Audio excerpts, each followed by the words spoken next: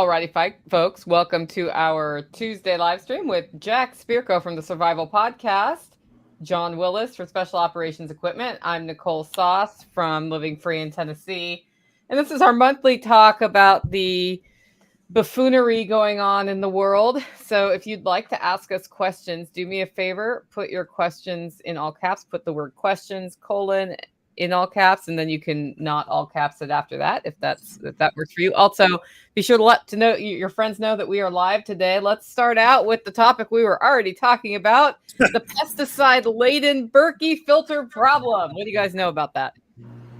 So I don't know much about it. I sent links to all you guys yesterday, day before.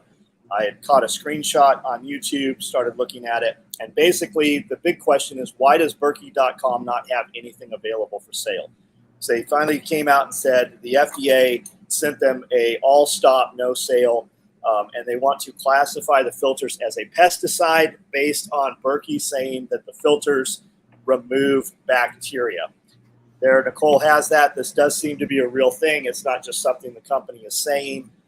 Past that, I don't know. They do still seem to be purchasable.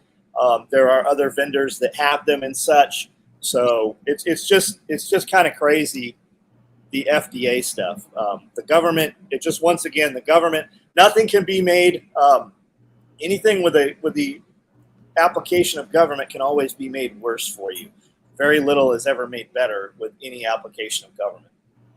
Yeah, so the Environmental Protection Agency is apparently classifying Berkey water filters as a pesticide and wants to regulate them because I guess they claim that they filter out the bacteria in the water, and then of course that makes them a pesticide even if it's just a mechanical filtration. So that's what we've heard so far. I haven't dug. I literally found this amicus brief this morning. And there's a lot more digging to do. It's 50 pages of reading I have not done. Jack, have you read it? I have not. I just heard about this yesterday from John on a text message, and I was having a really great holiday weekend cooking my ass off in the event, floating in the pool and drinking Yingling Light. Were you using the salamander? I just didn't. I just didn't look at any of this crap. I just, hearing this now.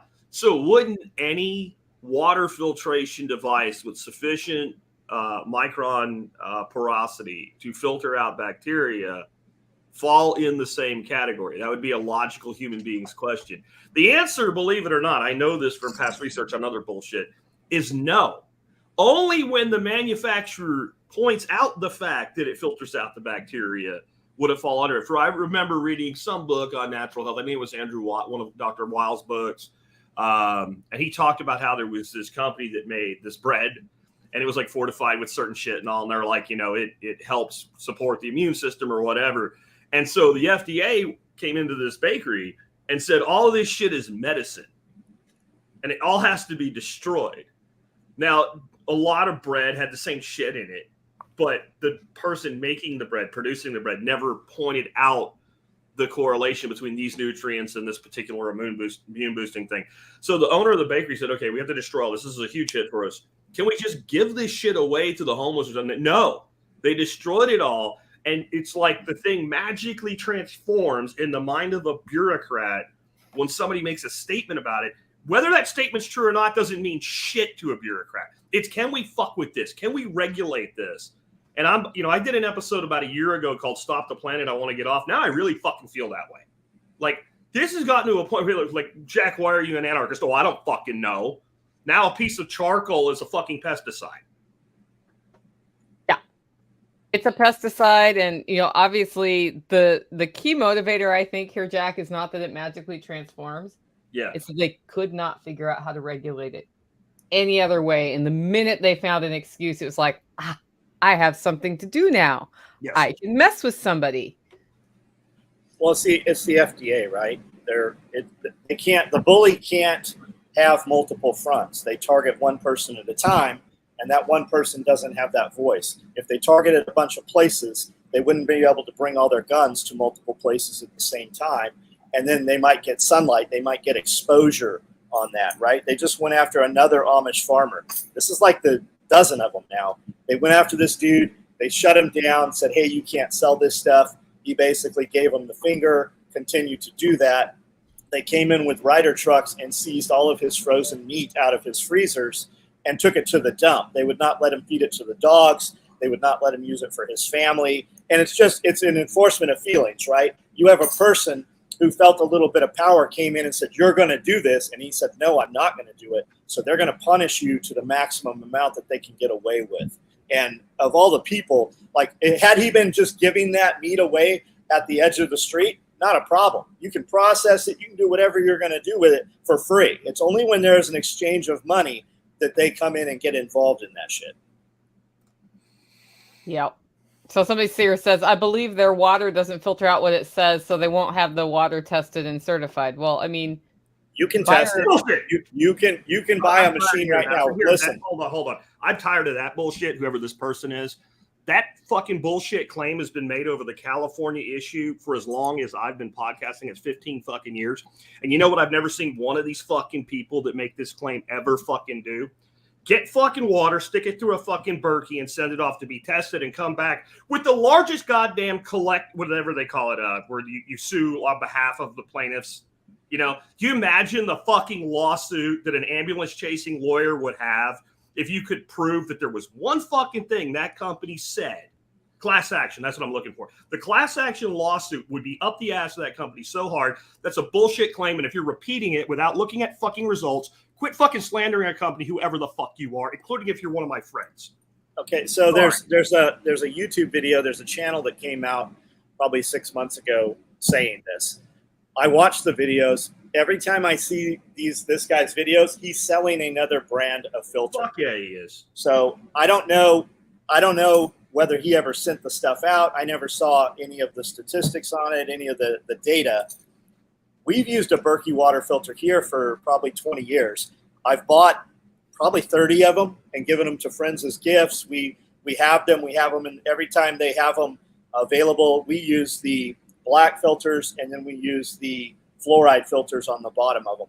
And I don't know. I've never tested the water either. It wouldn't be hard, I guess, to test and see if you're getting chlorine in your water, right? Check the levels and stuff, the bromine and chlorine and all the trash that they put in your water. You just gonna tell me some Madison Avenue fucking law firm wouldn't have sued this company into oblivion? They have millions of customers around the world. California wanted to comply with a bunch of their bullshit, and they said, we're not sending them into California. Yeah, we just said, fuck California. And that was the genesis of this. And then all this shit started. And basically, California wanted them to spend tremendous amounts of money to redo testing that was already done where in the way that California wanted it done. And they just said, fuck California. And good for them. You can get water tests done from your water department will probably do them. Every person that sells a house with a fucking well, the water gets tested as part of the pre-purchase inspection to make sure somebody's not buying a fucking house with contaminated water. This is bullshit. Scully gets his well tested, and it pops up for, I don't remember what was in there. Something because of cows, right? Yeah. And the guy just drops a pack of chlorine down there, and Jeff's like, that's what he goes, yeah, you can drop a bottle of bleach too. He goes, you should probably, E. coli is what was in there. He said, you should probably, Giardia. Mm-hmm. Yeah, you should probably do it once a year, he said, and just, get it tested if you want to get it tested, or to be safe, just dump the bottle of bleach in there. So 16 years ago when I moved to the holler, I was buying water that was filtered from the store because we did not get a water test as part of it, and it took me a while to figure out how to get a water test of the kind I wanted, because I wanted not only the standard water test, which is like pH and what's in your water, and they'll look for some pesticides and they look for critters that are alive like E. coli and Giardia. I wanted heavy metals, because heavy metals will mess you up if you consume them over your life. And so I called the county extension here in Tennessee, and they're like, wow, nobody's ever asked that before. It's going to cost you like $300, lady. I'm like, yep, $300. Totally worth not getting heavy metal poisoning over my lifetime. And especially with the power plant you have near. Yes, exactly. So then I ended up taking it to Tennessee Tech University, where they had a lab, and the extension office is who connected me with who to do the test with. And weird conversations with them too, paid for the test, didn't have, there's always heavy metals somewhere in very small amounts, but nothing crazy. And it turned out I had Giardia and E. coli in my water, and there were horses uphill for me. So that makes sense. And I did a bunch of research on filtration and came to Berkey water filters because I could do two things. I could spend a bunch of money putting in a whole house filtration system in with like an irradiator and all of that, or the infrared filter. Somebody was talking about that earlier. Or like the budget solution was spend a few $100 on a Berkey water filter system. And then over time, I started hearing all of the scuttlebutt about the filters. And when I dug into it, a lot of it was centered around, like, Berkey has a statement about this: buy our filters from us. Don't buy the cheap ones on Amazon that are fake branded with our name. There was a whole another set of suppliers doing fake Berkey filters and selling them as Berkey filters. And so if you got your Berkey filters for $20, it's probably one of those. And those didn't do as good a job as the actual Berkey certified water filters. So I went down that rabbit hole, but I've been drinking my water for 16 years now and have not had E. coli poisoning one time. They also only claim it's 99.9% effective. So is that a pesticide or not? No. I mean, it's obviously not a pesticide. But when you have your own water system, it's up to you to keep yourself safe. And if you're depending on city water, like how many times have I gotten a letter off my rental property here about water quality problems? About 4 times since they put it in the last 5 years. You never know there's a boil advisory until it's too late. The reason they issue the boil advisory is because people started getting sick in the area and they were like, oh shit.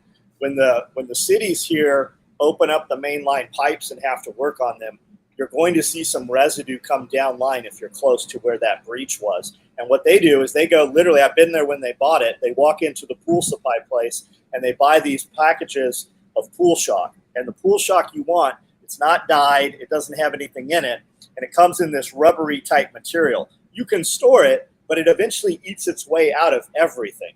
And they literally open this package up. It's like a 1 pound package, and they dump the powder down inside there. And that's how they shock that system. You ever notice some mornings you get in the shower if you're on city water and your whole bathroom smells like a public swimming pool? That's because the system has been shocked. That's what that is when they dose that. Now, I don't trust that, though. I'm going to tell you why I don't trust that. Because when you're pulling water up out of a well, you're basically in an underground lake. Correct. Right? So that water not only is enormous in size and scope, but it literally moves. It has circulation within it. So if I take a pound of chlorine and I put it in my pool, this 25,000 gallon pool, yeah, it'll shock the shit out of everything. If I dump it in a million acre lake, right, or 1,000 acre lake, it doesn't do jack shit except right where I put it in, and for only so long. So I don't trust shocking wells for that purpose at all. So what this is when the pipe. This I is think when it's how you fuck. Oh, are you saying it's like not going into the reservoir? Like it's coming through this or something? Correct. When they have a breach, right? A guy hits it with his backhoe. Oh, okay. When they come out and repair it, they put that in that system where the repair is okay.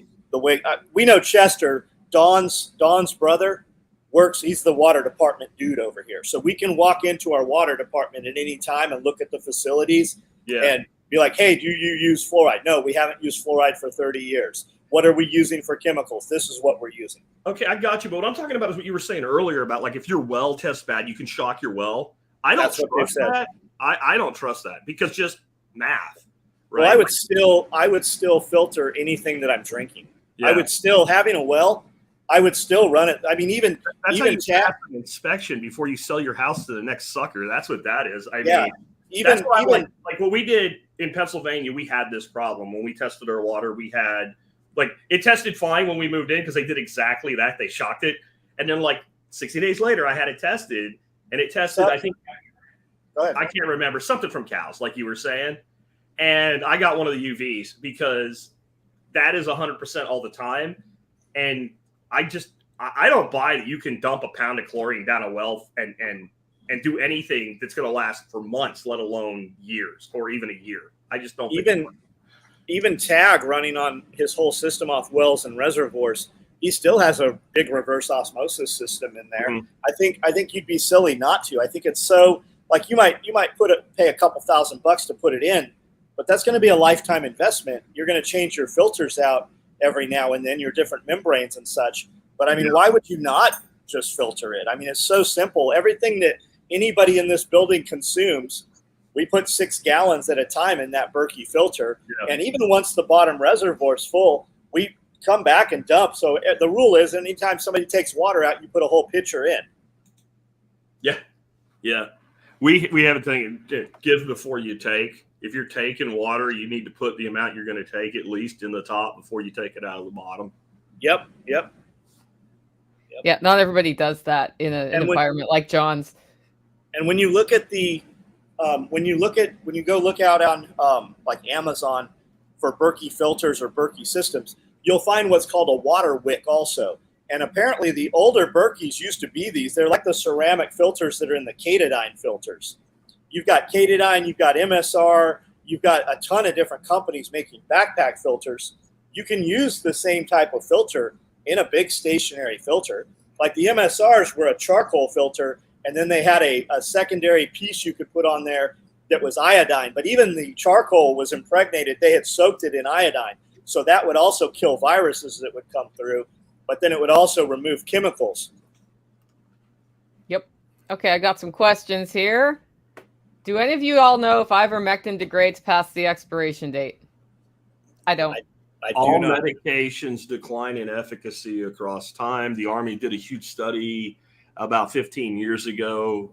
Doc Bones from my expert counsel dug into it. Nothing goes bad. Nothing becomes toxic. Nothing becomes harmful.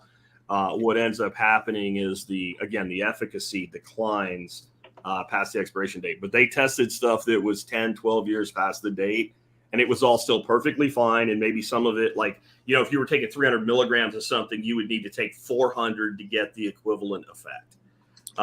So there's no reason to discard it, get rid of it, whatever. But, there is a life expectancy to anything's effective life. You guys can still buy that ivermectin at Walmart in the pet section. It's still there. I saw it at Sunday. I saw it at Tractor Supply.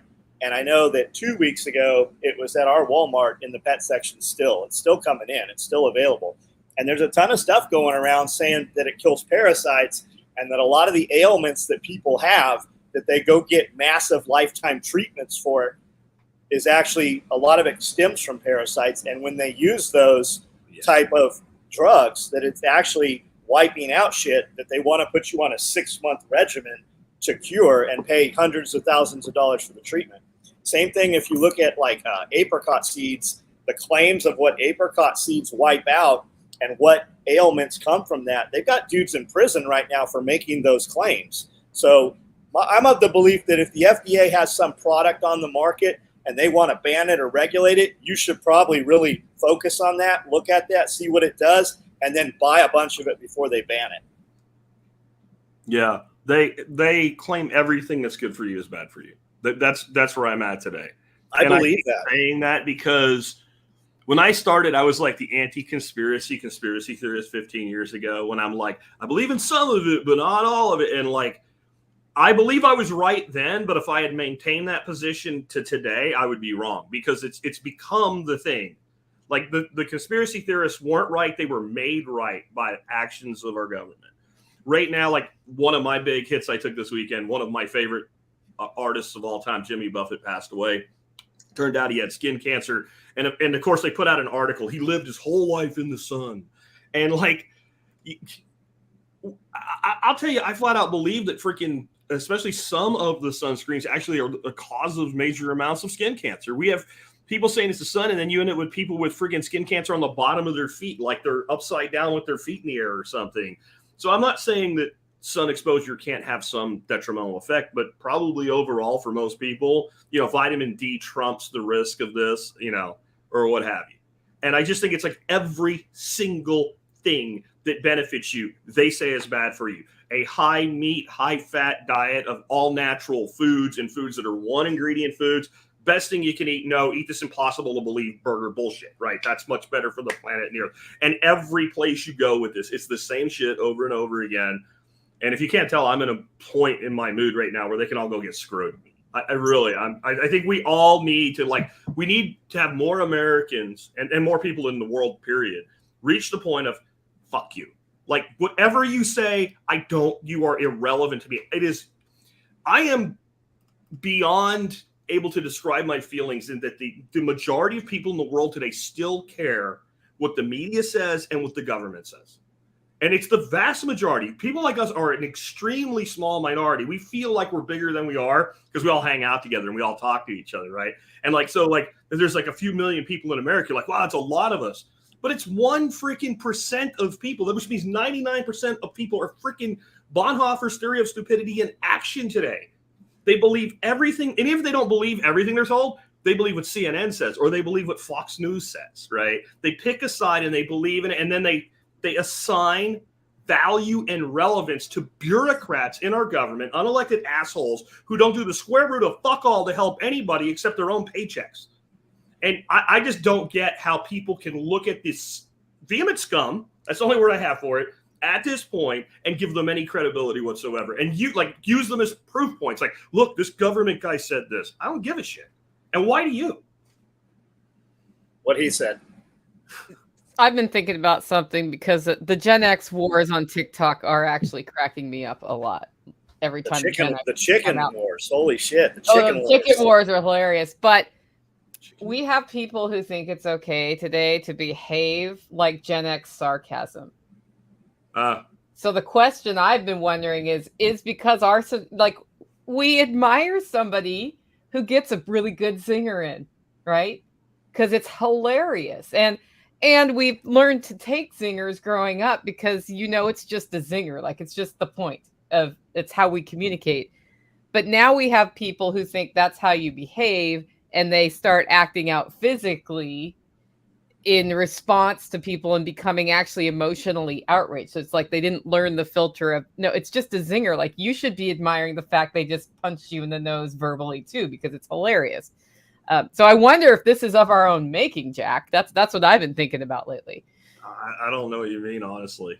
I'm not really tracking what you're. No. So just like people who look at things going on and start Karening out and getting up in people's faces. We've got women who are on film putting themselves in front of cars because somebody parked there. And it's like, it's okay to attack somebody because they park somewhere. There's a comedian named Bill Burr that one time said the reason women do shit like that is because nobody punches them in the head. That's why I think you have, like, when you watch these videos that like people losing their shit at restaurants and stuff and throwing shit, 9 times out of 10 or more, it's a woman.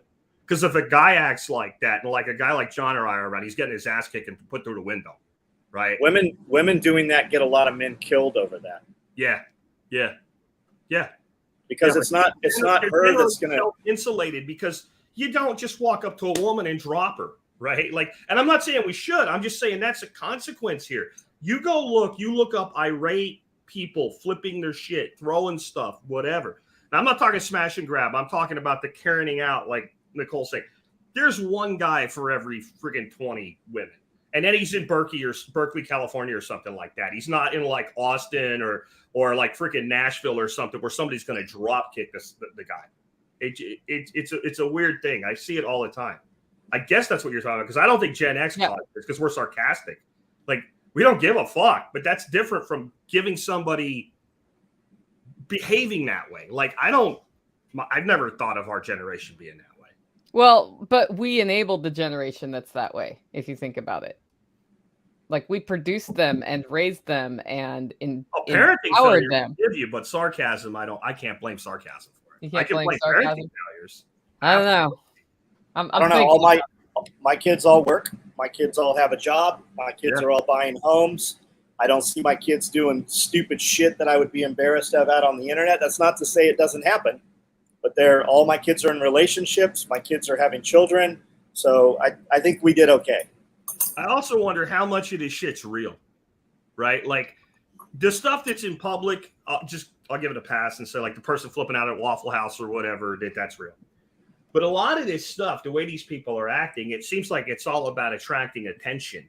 Yes. Right? It's all like attention whorism, right? Like, you see this stuff and you go, like, they present it as though somebody just happened to be there and get this video of a guy twirling his girlfriend or some shit, as though it wasn't a setup, right? And you're like, so what'd you do? You went over to the person and said, oh, you randomly videoed me, send it to me with perfect lighting. And like, there's so much of this that I think we see if we look at like the TikToks and all this short form shit.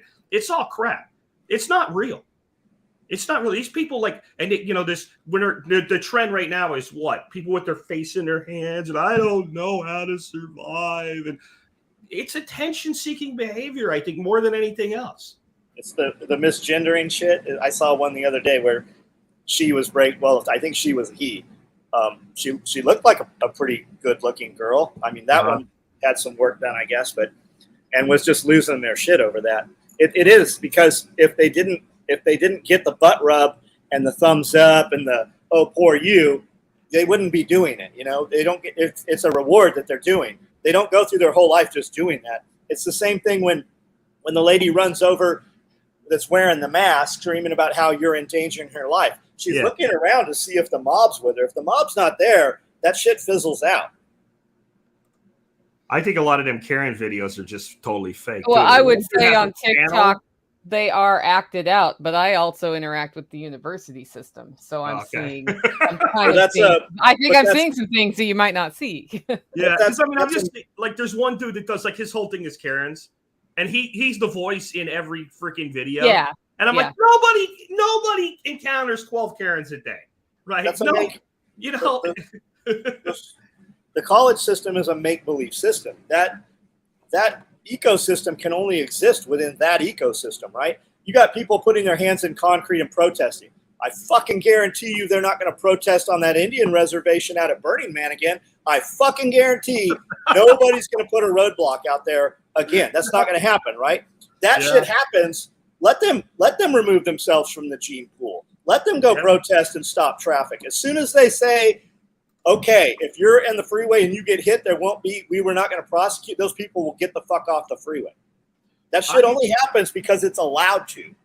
I personally feel, for a variety of reasons, but specifically this roadblock reason, every person listening to us should go out and get like a mega can of pepper spray. Like the ones the bounty hunters carry. The bear spray. But now they get human ones so you don't get sued, right? But the big tub of it, right? And think back to the Wall Street thing, Occupy Wall Street. And this was an inappropriate use, in my opinion, but we can learn from law enforcement. So I think it was in Salt Lake City or something. There was some park and they did a sit-in and they had been there for weeks. And finally the cops were giving the order, clear this shit out of here. And the guy just walks down the whole line. You remember this video, John? Yeah. And it looks like he's got spray paint and he just like, I think you block a highway. I get out. I get back in the car and wait. If you've ever been hit with it, have you ever been hit with it, John? Yes. Yeah, you can even fight it for a little bit, but it's over. You're done. Yeah. There's a video of a dude with looks like a baseball bat or a club or something, and a storekeeper. And he comes in and he's going to hit the storekeeper, and he pepper sprays him in the face. Yeah. And he goes down for a minute, comes back, he's going to hit him. He ends up spraying him 3-4 times before the guy finally just couldn't do anything more. Yeah. Your mucus is just so thick that you just can't. There's nothing you can really do with it at that point. And it builds, and it just keeps getting worse and worse. Yeah. And you can't see it, and your eyes involuntarily close. You start freaking bleeding out of your nose and shit. And I mean, I've heard people say, I knew this guy that was a Navy SEAL, and he put it on his food, on his MREs. You can do a stunt. It is pepper spray. You can do that. There's a difference between eating something and having it on your face. Who hasn't cut a jalapeno and forgot and done just that? There's a big difference in your mucous membranes, your eyes, and your face to eating something. I have yet to see a person who is functional after being hit heavily with pepper spray.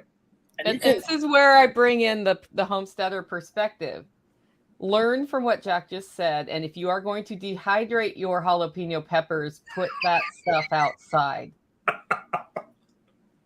Not only that. See how I know. Oh, the whole house was pepper spray when I did it inside that one year. I did it in an extra bedroom, and it only slightly wafted through the house. But when I walked in the room, I thought I was going to die.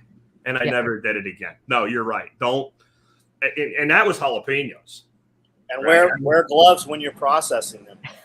You can process them in the morning, and hours later still gets exposed. And also pepper spray in a hot vehicle. So I had a little can of pepper spray in my Ford, and it blew up all over the front dash. We come back from mountain biking. No.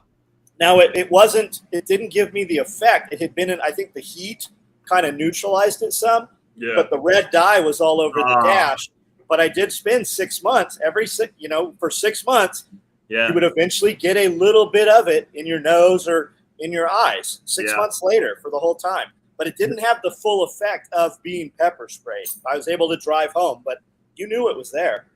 Little tip on the pepper spray stuff too from my brother-in-law who's a cop. He said they make a gel and they make a liquid. You want the liquid because occasionally, like you hit somebody with the gel and they'll literally grab it and throw it back at you.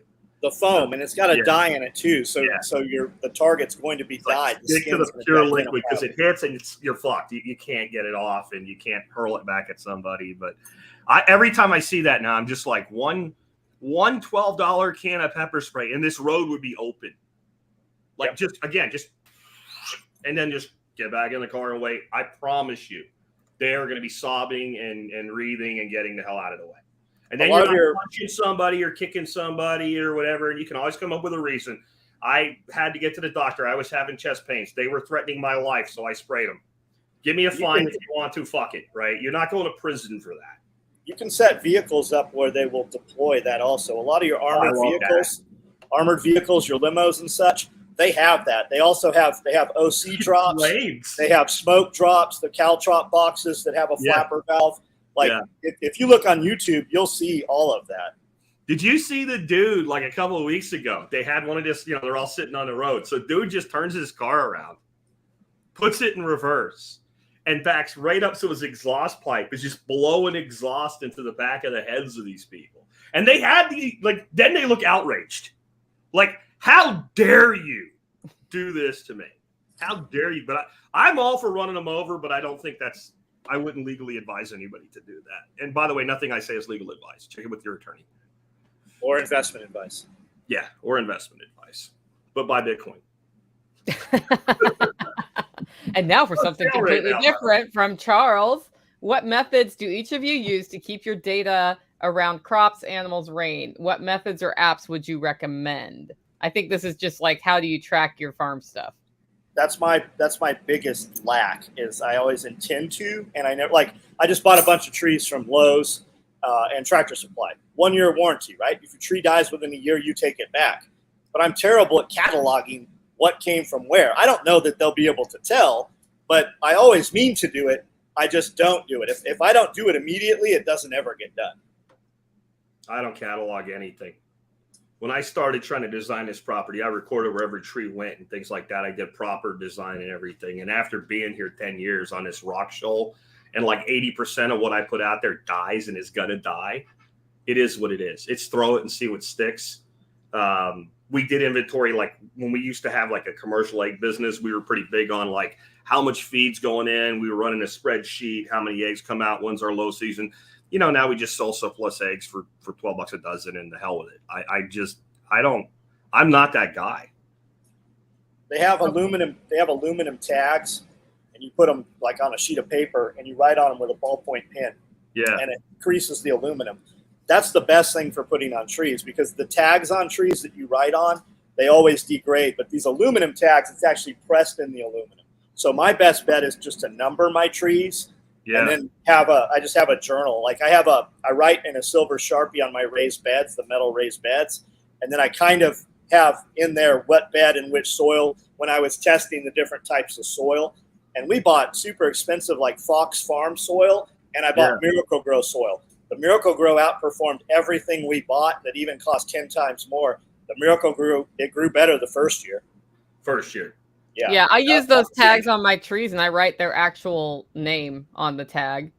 And then this year, so I just put in a bunch of trees. Last year, 3 of the tags blew across the yard. So now it's an I don't know for 3 trees, which is fine. Like I can tell what kind of fruit it is by looking at the tree. But I actually have just started a new method because I've always sort of just written stuff in a journal. And then I have business finances that I put in the Uber spreadsheet. I have a dedicated Homestead spreadsheet now for all expenditures related to the homestead and income coded by or categorized by animal, or if it, like by crop, so that I can better assess if the investment in the rabbit feed, for example, is paying off. And that's something that, in order for me to get that done accurately, every time I come back from errands or Tactical comes back from errands, there has to be a sit down and enter it in the spreadsheet situation, or else it will not get entered. If it gets put off, it will, like John, it will not get entered. And I'm doing that for a specific period of time to verify that the sort of back of napkin finances I was tracking by animal are accurate to reality.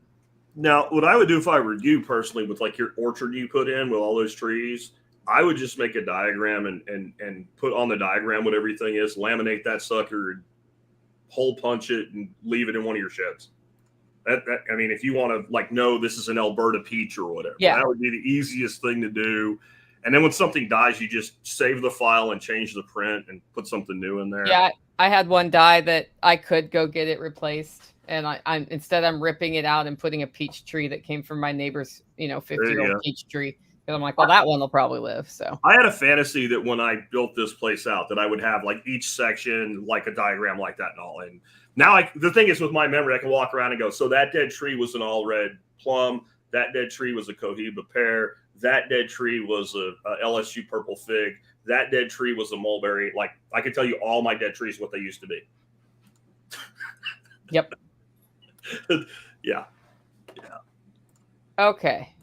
Let's see. This is back to water filters. Same dude claimed the filters lets more contaminants through than the old filters. It's possible. I mean, when you if we're talking about Berkeys, right? You had a huge infusion of people trying to buy Berkeys, just like greenhouses during COVID, just like everything. It just wasn't there because people all of a sudden thought, well, I should probably get this thing. If you look at, I think we can all agree Harvest Right. Harvest Right had a 2-year period where there was all kinds of problems with a Harvest Right. I had a Harvest Right, works absolutely perfect, never a problem. And I would see people in these groups pissing and moaning about it. And I said, yeah, maybe, whatever. And then my friend Bob Lester said, hey, there's actually something to this. And we know Bob. Bob's pretty good with all his shit. Everything works. And he bought 3 of these things, and not a one of them worked. And he sent them back, and it took forever to get them back. And it came out, well, we had this huge elevation in sales, and we had to source parts from other places. Yeah. So, I mean, maybe. Yeah, I think that's always possible. And it happened to everything during COVID. It's like, if you tried to buy a Peloton bike or one of the competitors in the middle of COVID, you waited 8 weeks to get a freaking stationary bike. Yep. Right? Like, and if you want a Peloton right now, I promise you can order one, and by the end of the week, it'll be sitting in your front yard. Right? We had a lady drive here from Ohio to pick up one of my recumbent bikes, and we had a lady drive here, I think, from New York to pick up one of my other. I had all this commercial cardio equipment. I had duplicates, so I had bought some new equipment, and I was selling these off, and they came from far away to get these things. Yeah. I've gotten to the point now with the whole delay thing and the COVID stuff that when I reach out for customer service to anybody, and the automatic reply or phone message or whatever based on how I reach out to them is due to the COVID-19 pandemic, wait times are longer. I'm like, it's time for you to put your big girl pants on. Yeah. And admit that you're just not responding to things anymore as quickly. Like, instead of saying why and using that excuse, tell me that wait times are going to be 2 days to get your phone fixed or whatever. Yeah. And I'll go on with my life and I'll be pissed off about it. But I'm more pissed off if you're like, due to the pandemic. Yeah, due to the pandemic. I don't care why. I wonder how much of that's template emails, websites that were never updated and shit like that. Just nobody took it down. Because I remember about a year ago, and everything was gone here. And I was in Arkansas, but Arkansas had pretty much, it was Arkansas, Louisiana. I don't remember which one. I was coming back from a road trip. And there's no restrictions, no nothing. And there's this sign in the front of the hotel that Dorothy and I stayed at. Like a nice easel, sign about social distancing and everything. And I said to the guy when I'm checking out, I'm like, why do you still have that? He goes, I don't know. No one will throw it away. And I'm like, really? He goes, yeah. I'm like, aren't you the manager here? He goes, yeah. I'm like, why don't you throw it away? I don't know. So when I walked out, I took it with me and pitched it in a freaking dumpster. Like, there's shit like that left over. There was like the other hotel we were in on that trip. There was like this faded ass wrinkled piece of paper taped to the inside of the business center. You know, where like you use the computer or whatever that nobody actually uses. And it's like, it's faded and there's just so much of that still left around. But I'm with you on the excuse making when I see that. I'm like, no, that's not why. That held water in July 2020. It does not hold water in September 2023. It does not. Yeah, and sure, I understand you haven't been able to hire people because salaries are not keeping up with inflation and people are not working. And when you get people in, they're not that great very often. But it is hard to find a good employee who sticks around and can handle stuff. Fine, but that's your problem, not my problem. I have that same problem in my business. Okay. True Texan's asking about a plant that I used to talk about to cure gum disease. I don't remember anything about that. That might be somebody else said that. There's an herbal remedy that is like the dental fix-all plant that if you chew it, they say it will fix everything. And I don't remember what it's called either, but I have heard about it. Supposedly eggshells and comfrey will repair teeth, but I don't believe it. I think that's just some bullshit. Look at medical grade hydrogen peroxide. Just look up gum disease and hydrogen peroxide on YouTube and just chase that down on your own. It's a hydrogen peroxide you get at the store is not the same. It's a 40%, and you're going to mix it up with a pure. What's the water? The super clean water where they boil it and it comes over. Distilled. You're going to mix it with distilled water. Check it out yourself, and then decide if that's what you need to be doing. Yeah, and they say you chew it. I think if you Google all those things, you will find it, but I can't remember what it's called. Like, a friend of mine grew it and was going to give me one, but I don't know. Never happened. Somebody says horsetail. Isn't horsetail permanent? No, I'm thinking of something else. Okay. If I use sunflowers to remove heavy metals from my soil, will the seeds contain those metals, or does it settle elsewhere in the plant? Should I avoid roasting and eating them this year? The thing I've heard to use to get rid of heavy metals in soil are root crops like carrots, and then you use the carrots as toxic, like you treat it like toxic waste. That's what they do at Superfund sites, or what they used to do at Superfund sites, because I had a friend who used to oversee cleaning those up. I don't know about sunflowers. Anybody else? Sunflowers are a remediation crop. Any remediation crop, though, I would dispose of. The question now is, well, where and how? I heard it's hemp is what they're using, I thought. Hemp is another. There are a lot of remediation crops. Hemp is one. Sunflower is one. Anything in the Holanthius, which is a sunflower family, so like Mexican sunflower, Jerusalem artichoke, all that stuff is great for remediation.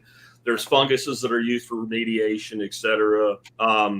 Biochar is probably the number one thing you can use for remediation because it adsorbs, not absorbs. So it basically forms an electromagnetic bond is one way to think about it, even though it's not really what it is. And so if you use biochar for remediation, it locks it up.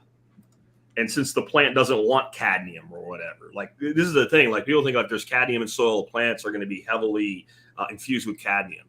Not really, because the plant doesn't really want cadmium. But if the soil is acidic enough, the plant can, in a sense, be forced to drink the cadmium. So if we can bond it up in a way that requires an exchange to get at it, the plant won't make the exchange for something the plant doesn't need or want, if that makes sense. All credit to Jeff Lawton. Jeff Lawton's a smart dude. Okay, so this is toothache plant that Faith put in the comments, and it is Spilanthes acmella. I don't know. Anyway, so I think that's for toothaches, but I don't know that it cures gum disease. So you can check it out. And dermatitis, so maybe check it out. Don't know. Grows in Tennessee. I do know that. So, okay, next question. We've got it's a comment about antibiotics. Exception. Cyclines like tetracycline can become toxic post expiration date. So I didn't hear all that. I didn't think that was all. I don't think that's all psyllins. That's tetracycline, because I don't think penicillin becomes toxic. Tetracycline does become toxic at a certain point. So Doc Bones has a book you can buy that goes through by antibiotic and other medications, what to do, how long it lasts, how to store it. And I would recommend, what is it, Doom and Bloom, like bloomflower.net or .com. Yep, we bring them in 100 at a time. We usually sell out of them within 2 days every time we bring them in. Yeah.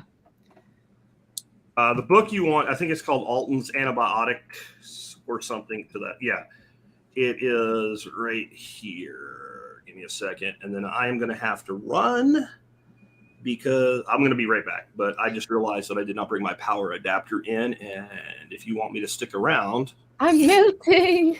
I need power. There you go. That's the book you want from Joe. Alton's Antibiotics and Infectious Disease. You can get it on Amazon. You can also buy it probably directly from his website. So I always try to buy from the website when I can. He will make more money buying from the website. Right. That's why I try to do that anytime that's an option. If the website takes you back to Amazon, then he's made a decision not to mess with it. But I know he gets books in and ships them out with the medical kits. So anyway. So here's another one on the roadblocks. I'm a truck driver, so if roadblocks happen, I'm definitely dropping a gear and disappearing. Yeah, I would hate to be stuck somewhere behind a roadblock. I don't know. Yeah, I'm not staying. I try not to go places where I think they're going to happen. I'm not staying in a riot. If you guys are running any kind of map program, Waze or Google Maps or any of that, it's going to show you. It shows you where the cops are. It even asks you if the speed trap is still there. It will show you if they're having riots. It shows you all that shit because people report it on there. So if you're in an area and you're expecting that as a possibility, just run some kind of map program and don't go where the riot's going to be. Also, most people in a self-defense, I'm not giving you any advice, but people get in trouble because they themselves say something about it. Yeah. And it is better to not be there than to stand up for what's right in your head. Like, if somebody calls you a poopy head, that's not going to kill you. And you can just be like, yep, I'm a poopy head. I'm going to stop this conversation now. Remember Mr. Miyagi and Karate Kid? Best block is no be there. Best block is no be there. That applies to more than just a fist fight. Yeah. Right. The best way to what's up, riot, don't be where the riot is, you know. People are on the whole thing. Was January 6th a setup, for instance? Well, since a week before that, when I first came back from the holiday, I said, if you go anywhere near D.C. on that day, you are an idiot and you're going to end up in the middle of a pile of shit. If I knew that far in advance, well, probably, right? Like, don't be in the places that bad shit happens. Yeah. Billy, what's going on, man? Billy's in the live feed. Welcome to the live feed. Having just gotten out of a tactical response class again, there's always the conversation about don't do stupid things in stupid places with stupid people. And that includes going to the bar, which seemed something normal to me, and having a beer when I was younger and being there at 2 a.m, because that's when people do really stupid things. And it's an interesting way to start evaluating your life if you're not evaluating your life that way. And I mean, we talked about this last week, the whole parking lot issue. Like, if I walk out and there's somebody in the car next to the driver's side of my door, whether or not I think they're sketchy, I'm not eager to put myself between them and my car.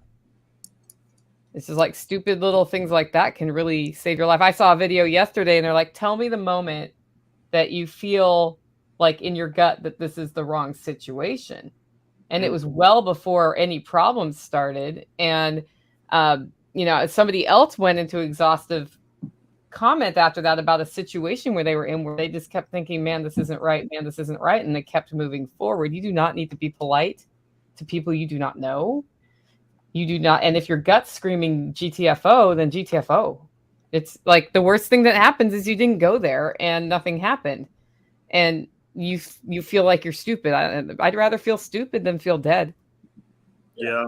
I can kind of speak to that a little bit because for a few years when I first came here to Texas, I actually had a job where you throw people out of bars. And this was a redneck real redneck bar back when Louisville wasn't really part of Dallas-Fort Worth. It was kind of out in the sticks. And we had to put rednecks out of that place with big dudes, way bigger than many of us. And we almost never actually had a problem. And it was because we paid attention to what was going on and we stopped the problem before it became a problem. And when you do that, you realize how many people do not, right? You see something going on between two people and you're like, the one guy is begging for this to turn into a conflict and the other guy doesn't even know it yet. You know what I'm saying? Where like, you can tell this guy, I don't know, his wife served him with divorce papers that day. He did a few extra roids at the gym. He had a bad day at work. He cussed his boss out. And now this guy has become the focus of his anger. He's trying to provoke something. And we would, get in on that. And we would kind of like that. The dude that was the target, we would even move him away. And he'd be like, I didn't do anything. No one said you did anything, man. Nobody said you did anything. You're not in any trouble. You're not being asked to leave. Could you just come over here and talk to me for a minute? Type of thing. And then you can deal with the other person in the absence of that first person. And then you realize like nobody around that saw anything was about to go down. And this dude that's like 6'4" and has no neck was about to rip this other dude in half. And it turned out when you talked to him and said, hey, you know what? Let's buy you a beer or whatever and chill out. Like everything went away. But most people do not pay attention to shit like that. They just don't. They have no idea. And then, except today, I guess today it would be this, right? Everybody wants to video it when it happens. You just hit a pet peeve. I'm gonna keep myself close to where fists are flying and a knife might come out with my phone just so I can get it with my phone. Yeah. What could possibly go wrong? I just saw a video on TikTok. These cops like run up on this dude's car, point guns at him and jerk him out, throw him on his hood and arrest him. And the chick is sitting in a car in the other lane. And there was a car in front of her at first where she maybe couldn't have got out, right? But she videos the entire thing and the caption is, I was terrified. Really? If you were fucking terrified, why didn't you leave? Because you weren't terrified and you're like, ooh, look what I'm going to get on my channel. Like I'm sure you've seen memes where like fucking World War III's happening or meteors are coming in and shit. And like all the people are videoing. Like that's the freaking dystopian bullshit we live in today. If you're terrified, leave. Get the fuck out. Yeah, it's an interesting time we live in right now in that regard. But yeah, people are terrified of a cold, but they're going to stand adjacent to a fire or an explosion. Like, it doesn't make, like, you realize how mentally freaking warped humanity has become. That people do that, and then they don't see in themselves any inconsistency, right? They're worried about grandma in Washington State when I'm fishing without a mask in Texas. But they're videoing a dude getting shot. Yeah. I don't want to be anywhere near bullets. Maybe we shouldn't have done this after a long weekend. No, I mean, well, then I'm totally in the tactical response headspace today. So I'm unusually off the top rope today. I don't mean to be. I mean, you're more fun when you're that way anyway, right? Okay. All right. As long as everybody likes it. Yeah, they want to see the train wreck. They don't want to leave. It's like the Jerry Springer syndrome. Yeah. I remember watching a documentary on that. They said everything changed when they unbolted the chairs from the floor. It's all about those chairs flying. Yeah. Okay, well, Jack, let's change the subject and talk about AI. Oh, okay. You're going to be talking about that in Camden, Tennessee in about 6 weeks. Yeah, 6 weeks. It just keeps getting closer. And I'm going to talk about it from two primary vantage points. One is self-directed learning, and two is using it in your business by leveraging it essentially as an employee or a team of employees. And I've actually talked to quite a few folks about using it. And it's interesting. I'm starting to get tips back from people that, like, when I talked about it to them, they were kind of skeptical. And then they're like, well, let me tell you what I'm doing with it now. And I think it's because when you're using leverage. I think that's the thing that everybody needs to understand is you're using leverage when you use AI. Just like borrowing money and buying a house and then renting it out for more than you're paying for, you're using leverage. When you would hire employees that actually do their job and don't get fired in the first week and they do their job, you're paying a labor rate and you're paying for a person to do more work in monetary value, hopefully, then they get paid. And then they say it's unfair. Well, no, that's called running a business, and that's a form of leverage. And to me, AI is nothing but a form of leverage. And all the fear of it, I think there's a lot of people right now, if you're like in your 30s or younger, you don't really remember the dawn of the internet. You might feel like you do, but you don't. You don't remember when those idiots on like Today's Show were trying to figure out what the @ symbol was in an email address, and they didn't know. Like they had no idea what they were talking about. So you may not remember how much fear there was. I remember the first time I ordered something online. I was working in an office, and we did network cabling. Like we empowered computer networks. And a guy, one of the project managers, was like, "Well, what'd you just do?" I'm like, "Order it." Oh, you messed up. Like there was this inherent fear that if you ordered something online, immediately you're going to be a victim of identity theft or something. And no one should ever order anything online. I had a buddy. He got a job working for an early startup that built websites. And shit you not, one of the interview questions was, have you ever bought anything online? And they considered you qualified for the job just because you were going to go tell a company they needed a website to sell online, and people were afraid to sell online. So like, I don't know, if you have fear of this, like go back and look every technology. I'm sure the first dude that figured out how to make fire and harness fire, there were a bunch of dudes that wanted to ban it. Like you can't ignore new tools and leverage. I remember my mom saying that she would close out all the windows before she went to another window so that people on that site couldn't see the other sites. I also remember the first modem, we had a handset that had to go in. Yep. I remember a dude coming in talking about wanting to do a website, and I'm like, I don't need a website. Yeah, I remember my dad. So he kept saying, you're going to get a big bill talking to these people in Australia or something. Yep. And like, no, that's not how the internet works. So I ended up taking a job that I moved to Pennsylvania for. And while I was finding a house and all, I stayed with my dad. And he didn't have any internet. So I'm on dial-up, and I'm using AOL back. That's how long ago this is. And Pennsylvania has some weird, what's considered a local call and what's not considered a local call, especially that long ago. So I'm checking in with my company, doing my updates, doing all that shit for like a week. Well, he gets a phone bill for like $180 above what it should be, right? His normal like $12 phone bill because he doesn't call anybody. Well, all it was is that the access numbers that were available for AOL were not local calls on his shitty little plan. To this day, he believed that was an internet bill. He will not accept that was a bill for the phone calls themselves. He's like, I told you whatever. I'm like, I gave you the money, relax, right? It's paid for by my company. It went on an expense report. Don't worry. No, I told you. And then they're going to keep charging me for that, right? Like he still thinks they're going to charge him for it someday because I ever use it. Like, so there are people today that are that much of a Luddite about AI. And I don't think it makes any sense. This is not the Terminator. They're not coming to get you. It doesn't work. When people talk that way, I'm like, so you don't know how it works. It's like the ChatGPT stuff. It's what we call a large language model, which is basically a giant database. If then that. So when you ask it something, it is predicting the way it thinks an informed person about that thing would answer it and putting it in a conversational format. It is not thinking for itself. Someday it might, and then we can have that conversation. But right now, it's an LLM. That's all these things are. That's why it's turning woke, because somebody programmed it. Because it wouldn't do the woke bullshit. It would actually turn on the woke bullshit if it was thinking for itself. Yeah, and there's people that use that as the excuse too. Well, it's biased or whatever. Well, don't ask it about that shit, right? Or ask it a little differently. Or ask it different. Like we're at a point now with it, it's gotten advanced enough, especially if you're paying the $20 a month. Which if you're using it for business and you won't pay $20 a month for it, I don't think you understand business. Like I've hired a team of people for $20 a month. You don't do that, right? So that would be okay. But if you're not getting what you want out of like ChatGPT before, you're not making the request properly. And you got to think about it like this. Like there's people say, well, it works great. People say it doesn't work at all. Imagine when you go to like a state fair or something and you got a guy with like some weird tile cutter and he's making like figure 8 cuts and shit. And like, it's all perfect. And he says, if you buy this for $29.99, you'll be able to do it. You take it home.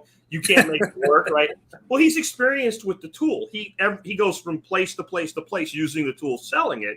So he's gotten good at it. And we wouldn't make this mistake if he was selling pencils, right? If you buy these pencils, look what you'll be able to draw. No, a motherfucker that can draw can do that with a pencil. So to me, AI is you get a better result the more you bring in your understanding to the table about what you're trying to accomplish. And as far as it making mistakes, I actually use that as part of one of my ways to learn. Ask it about things you know.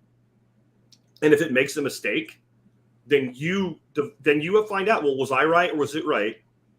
And that furthers your learning, because I've caught it being wrong about plenty of things. But how unrealistic is the standard that it has to never be wrong to be useful?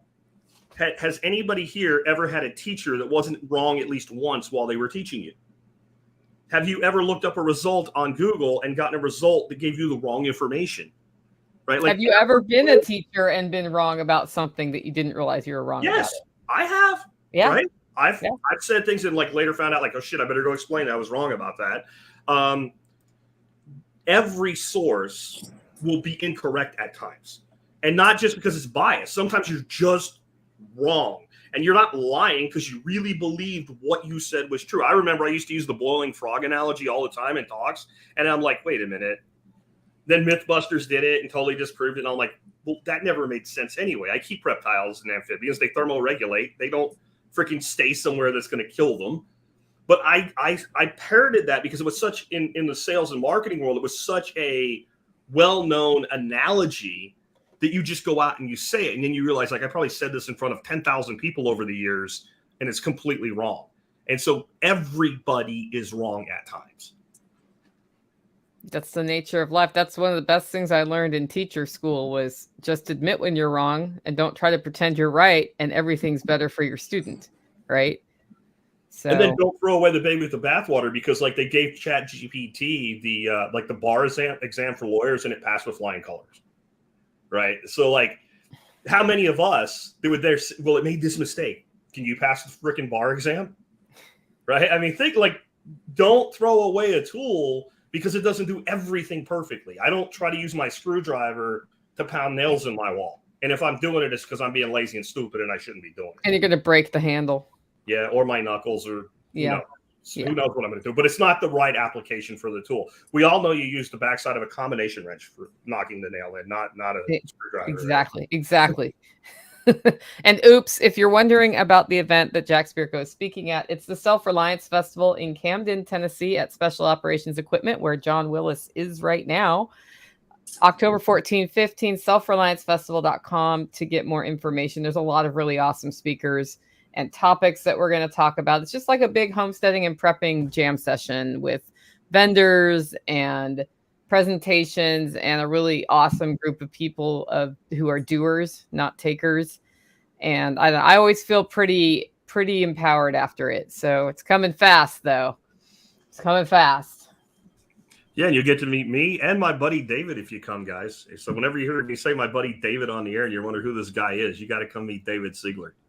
Yeah, we're gonna make a run up in Val, which is the pet name for my Challenger. So we're gonna drive up and have a road trip, and I look forward to meeting a bunch of people and maybe change your. Oh, by the way, we were gonna have this discussion, like the skeptic in AI versus me. Not really a debate, more a discussion. Have we had anybody volunteer for that who is not like AI is a demon? Because that's like my one thing. Like we have to have a legitimate discussion, so nobody wants to do it. The people saying it don't know enough about it to debate the other side of it. You know, John, long ago, I heard you say something to the effect of most of these people, and it was about something totally different. I think it was about the fire in Notre Dame or something. If these people sat down with a blank piece of paper and not used the internet and wrote everything they knew about this thing that they have such an opinion on, and I've stole this from you since then, that you would come back in an hour, there'd be nothing on the fucking piece of paper. They don't know anything about the shit that they bitch about or claim to know. They don't have any information whatsoever. Just, I don't like that, so it's bad. You know, when I did my show on education with it, self-directed education, I'm like, if you're 90, you have a few walks left in the woods and stuff, and you can ignore this. But like, if you're building a business, if you're 20, 30 years old and you have 30 to 40 years of a work life ahead of you and you ignore this, you're going to get steamrolled by it. Because somebody else is going to use it. Yep. The person you compete for the next job interview with, they probably used it for their form letter, their cover letter, their resume, and to prep for the interview. Because think about that, right? I'm going to sit down in front of ChatGPT. I'm interviewing for this job. Here's the description. Here's this. you interview me and help me improve my answers. And you rehearse that before you go in and do your interview. You don't think you have an advantage against the person that didn't do that? All your short form content is being made by AI right now. All of your shorts. Mine is. Everybody's. Like the guys I pay to do it think that I don't know that that's what's happening. I know that they're using a program. I know what the fuck's going on. You know how I know that now? Because I actually, with all the short form content that Opus Pro's making for me, I watch it and I modify it a little bit. And when it gets a word wrong in the text, I fix it. So now every time I'm watching one and it has this word that just doesn't match at all what the guy said, I'm like, AI, like every single one of them. Also, when at the very last word rolls right into the first word, so it makes you watch the thing 2 or 3 times, so you sit on the algorithm. That ain't one of my guys doing that. That's a program doing that. Yeah, they're really good at doing that, though. Amanda said, I like how he made that stop, so it just rolls, so you keep watching. I go, yeah, we didn't do that. AI did that. I'll tell you a trick I've learned though with the Opus or anything like it. Ask it to make you the longest videos possible. You can always shorten them. And a lot of times it'll pick a starting point. You're like, it really needs the sentence before that. And you're more likely to have some bookends on it to work with, or to shorten it on the backside. It's, I'll just say that, like, I've started to build a presence on TikTok. It's not big, but I've started to build one. Without AI, I don't have time. We intentionally don't bookend it so that it almost doesn't make sense, because people will comment out of anger. Yeah. Had to add 2 more words, the whole thing would have a different context to it. So you're AI trolling. Yeah, absolutely. Of course he is, Jack. Autotroll.pro. Yep. No, I mean, Opus Clip changed my life from the video creation. It still takes time to do it, but I kept seeing all these videos about how use this tool and you'll only spend 15 minutes a week doing your stuff. Well, that's not true. No. But what I'm not spending is 15 hours on that stuff. And that makes me better able to just sort of elicit conversation from people and then have conversations in the comments and hear like what's striking a chord. And then it helps with the content to create later. Oh, I guess we want to focus on this topic. One of the things I'm doing that I picked up from Billy, that was here in the chat after I sold him on the idea of using it. I'm taking the titles that Opus is generating, which are kind of long and clunky, dropping it in the Chat GPT and having Chat GPT reformulate the title and you ask it to make it more viral. And when I split test, you definitely get better results by changing the title. And that takes 10 seconds to do. Oh, I'm just going to take that from you too. That's always something I write down on these. Have it build you a thumbnail too. Oh, I do that all the time. So I take ChatGPT 4, which is the paid version, and I use a thing called Photorealistic. And right here, add to stream. So that image for my episode today, my podcast episode is going to be called Nature's Homestead Hunt, Fish, and Forage. My title was way too long. ChatGPT got me that title, and I asked Photorealistic to make me a prompt to use on Midjourney on Discord for an image about this particular topic. And that image, for those that are on the video version, that's the image that it created. That was cut, paste, drop, boom, and then I have that thumbnail image, right? So, like, to me, like, I can't hire someone to do the work that I did in 15 minutes while I was pissing around getting ready to get on here with you guys today for what $40 a month to pay Midjourney and ChatGPT. If that was all that it did, but that's not all that it does. Goldshaw, what's up, man? How are you? Yeah, the shorts are what's building. Like our podcast TikTok has 77,000 followers on it, 1.1 million likes, all off of little 15-second clips, and we haven't even had that account for a year. That's all just the shorts. Like I messaged you, I comment on your stuff. I'm like, hey, your shorts are working because I see them everywhere. Yeah. Same with I'm Nicole. not getting that much out of it yet, but I'm not pushing it. Yeah. I'm not like saying every day, like in my daily email or on my podcast, like go look at my TikTok or whatever. Because I don't. Yeah. I want to see, can it do something for me from its own ecosystem? Like otherwise, it's not additive. It's delusion. It dilutes my impact on people? Can I build a market segment from these people that don't know me?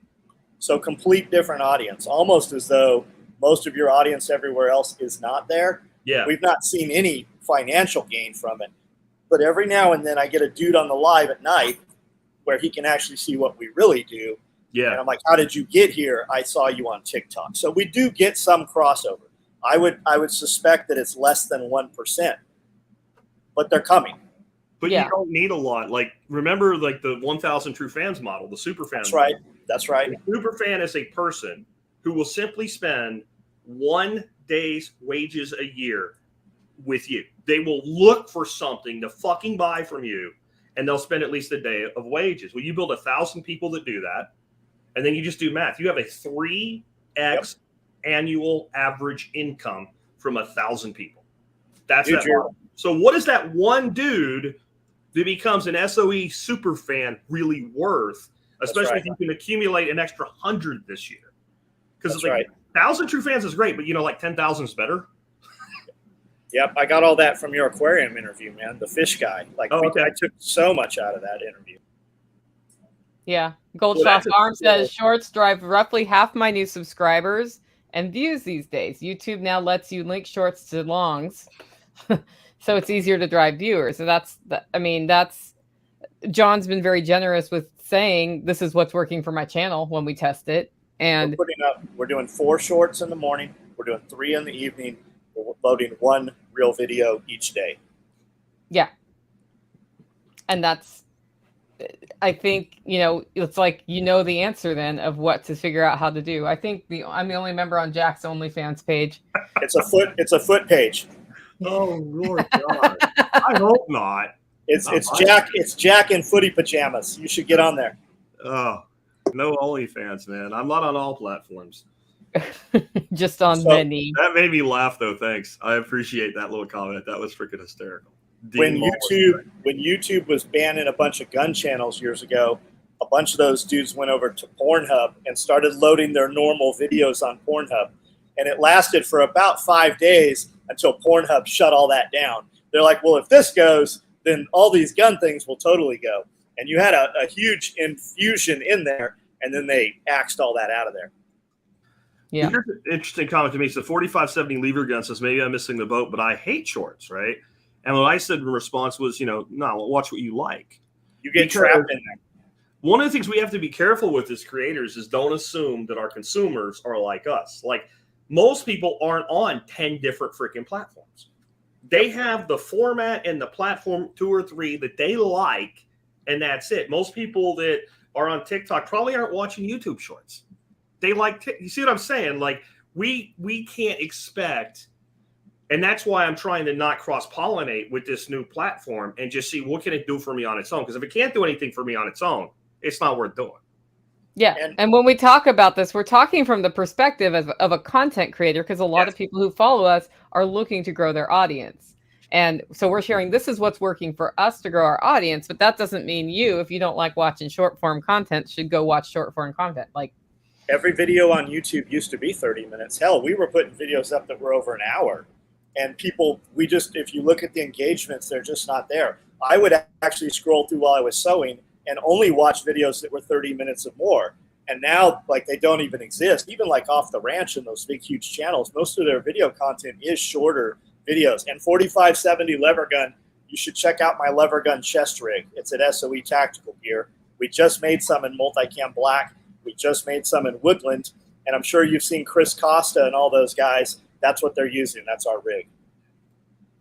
I can tell you, Jack, on TikTok, what has started happening to me is other content creators, I'm connecting with them and we're sort of talking back and forth. And I suspect that some of those content creators are going to end up speakers at Self-Reliance Festival over time. It's another pool of interesting people who have something to say about self-reliance and homesteading. I was told yesterday that it looks like Wrangler Star is coming out to the event. And Risky Krisky told me last night that he is for sure coming also. Okay. That's awesome. Another reason to get your tickets today. And there's your lever gun chest rig, John. So the way that works is you have the card on the front. They're ripped down right now. but you have exposed rounds on the front. And when you expend those rounds, you rip that tray down, and the other card lifts up and falls right into position. It's just like cool. our shotgun rig. Cool. And that thing will hold. It'll hold 38, 357. It'll hold all your pistol calibers. It'll hold all the way up to 45-70. Very cool. Very cool. Awesome. Sorry about the technical glitch there. I do love me some lever guns. I've never played with one. I'm sure there's some around here somewhere. Just a few. Just a few. You don't have any guns, Jack. They all fell. I lost them all in an unfortunate boating accident along with my crypto. It's all gone. Well, we know you didn't bury them on your property. No, I can't. That's what I'm saying. That's what I'm saying. That's actually true. Josh is asking, who was the aquarium guy? His name was Corey from Aquarium Co-op. And thanks for asking that, because what I wanted to say when John said how much he picked up from that interview, that is a skill set that people need to work on developing. So John watches a survival podcast episode with a content creator who makes content for fish aquariums and comes away with a ton of shit. Nothing in there was tactical, nothing about guns, nothing about sewing up web gear or whatever. I bring people on like that because the person like John is going to get more value out of that than a lot of interviews that seem more on point for our topic, because you're going to look at that and go, well, if that worked there, then it can work here. And that dude, guys, I'll tell you what, he's kind of a goober looking guy. He's kind of got some buck teeth and all. He is hardcore. I met him at a trade show for aquariums called Aquashella. I watched him stand on his feet for 12 hours, 2 days in a row. And not one person that went there to speak to him didn't get to talk to him. And he had a line from his booth in the back, damn near to the front door of a very large exhibition hall. And he was never not busy. And he still took time to talk to me a little bit differently about bringing him on the air, and then made that commitment. That is a dude you can learn from, even if you don't give the square root of F all about fish aquariums. It doesn't matter. He knows how to monetize every single piece of his business over and over again. That dude, I don't know if you know I know you're using some of them, Nicole, the air pump filters. Yeah. He flew to Korea because he wanted to make his own filters and was like, okay, I'm done talking to you on email. Let me show you what I need. Right? That's commitment to your business when you're willing to do that. Instead of just giving, he knew the supplier was right, but he knew they just weren't. So I'm going to fly over to South Korea and show you exactly how to manufacture this shit, because he, for whatever reason, he didn't feel he could manufacture in the U.S. Yep, that's why we started doing the membership. I'll bet over half of our content is member-only content. I'll bet half of the content we put out every week is behind the paywall. And then we build our shorts off of that. So guys see that and they're like, where is this? It's in the membership. Oh, that's actually a really good funnel. I like that idea. Good process funnel. Yep. Now you're like, where do I get the rest of this? You know, yeah. We've been funnel them into the podcast. And the membership is not expensive. And we've been recording stuff that YouTube keeps smacking down. So we just put a Patreon up. That's only $5. And we put completely unique content to Patreon. They ask questions and we build a whole 90-minute video around whatever they asked us. Not bad. Okay, Ika Mouse has a question. Would adding apple cider vinegar to the chicken water help prevent algae buildup? Maybe a little bit. Maybe a little bit. Not Hydrogen peroxide does a better job. Yeah. But we use the little waters and we clean them. And there's some buildup over time.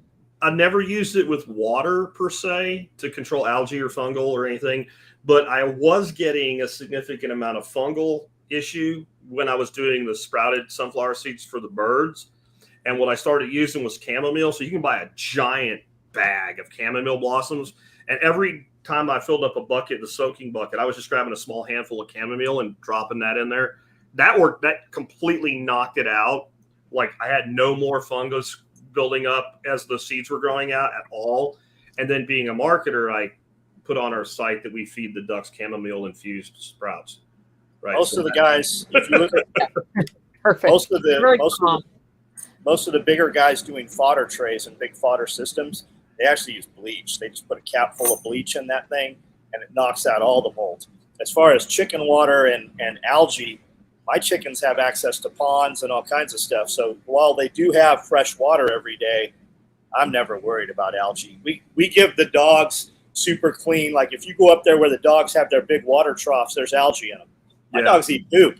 My dogs literally see a chicken go to the bathroom and run over and eat it. So my dog's drinking algae water is the least of my worries. Yeah, I think that like the only way I'd worry about it is if it's somehow clogging the water up or something. So that other than that, I just wouldn't worry about it. Like I have these tubs I dump every day for the ducks, and the ducks shit in them, and the dogs come out, and you got a brand new tub you just filled up, and the tub that's still got the duck shit in it, that's the one that dog drinks out of. Yep. Right? I mean, like we can't worry about stuff like that. I don't think. So we do that. We do that when there's going to be other human beings seeing it. The dogs don't give a shit about it.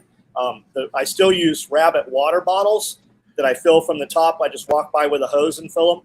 And those twice a year, I'll take them and just put them in bleach water and then run them through the sterilizer in the kitchen here, just because the algae does get in there and affect that little spring-loaded pin in the bottom. Do you remember Ron White? He was part of it was like the off-flyer in the blue collar comedy group, right?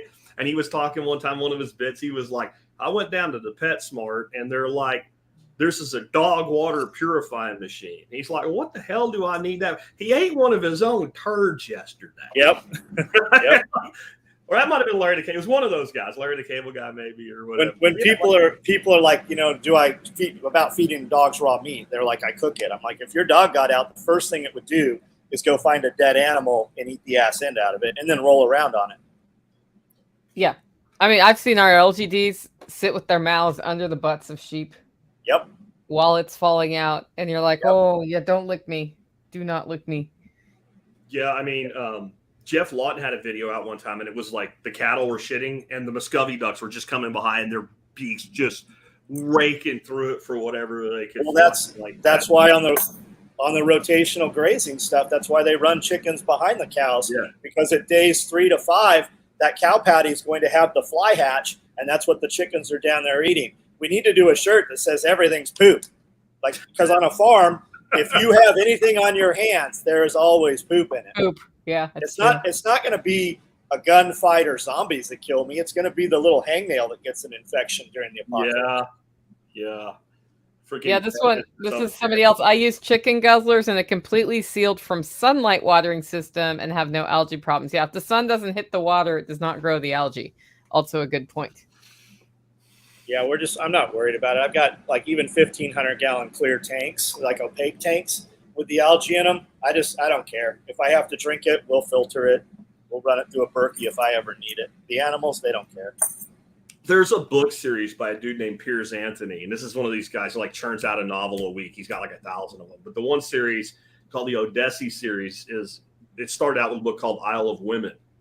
And it is this idea that humanity evolved over time, and it starts out with like when we were running around in the trees and chasing lions away and eating bone marrow, and the same family characters are reborn over and over and over throughout history. And that particular book ends in like a post-apocalyptic scene where everything's gone to shit, and you know what they're doing? They're farming algae. They're farming algae for food, and they're either eating certain algae, and the other algae they're feeding it to cockroaches and eating the freaking cockroaches. Yep. So I look at algae and I just see protein. I just see protein in food. The back of the train on Snowpiercer. By the way, if anybody's looking for a weird book series to read, that's a great one. It's the reincarnation thing is what's really cool in it, and it talks about things like that. Like a guy is like a sci-fi type writer, but he put a lot of historical research into it, and it talks at certain points about like the evolution of language, and that really came when like different groups of people started like taking people into their groups after wars and shit, and they put all the kids together, and the combined language of the children is what evolved to modern languages. And if you think about it, look what happens today. Every generation changes the language. Unfortunately, our current generation is changing it in some jacked up fucking ways.